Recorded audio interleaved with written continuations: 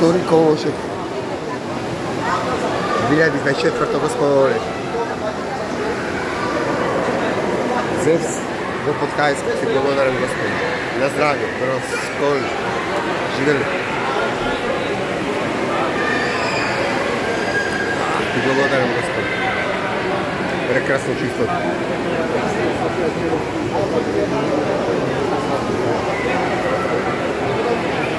Пиво да пиеш на шанки.